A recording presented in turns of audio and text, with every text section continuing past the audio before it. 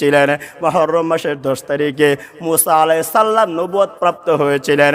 মুহররম মাসের 10 তারিখে মুসা আলাইহিস সালাম তাওরাত কিতাব তুর পাহাড়ে পেয়েছিলেন। মুহররম মাসের 10 তারিখ আশুরার দিনে মুসা আলাইহিস সালাম আল্লাহ তাআলার সঙ্গে কথা বলেছিলেন। 3 দিন যাবত কথা বলেছেন আল্লাহ তাআলা। আদম আলাইহিস মুসা আলাইহিস সালাম তুর পাহাড় আল্লাহ তাআলার সঙ্গে কথা বলেছেন। ওই 3 দিনের মধ্যে তিনি আল্লাহ তাআলার সঙ্গে 1,20,000 কালাম করেছেন।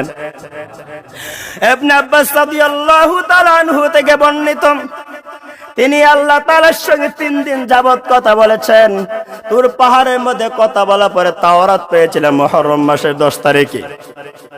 মুহররম হযরতে জাবের রাদিয়াল্লাহু তাআলা আনহু থেকে বর্ণিত, আল্লাহ তাআলা মুসা নবীকে জানিয়ে দেন, মুসা আমি আল্লাহ তোমার সঙ্গে যে কথা বলেছি, আমি আল্লাহ তোমার সঙ্গে 10,000 জিহ্বার শক্তি দ্বারা কথা বলেছি।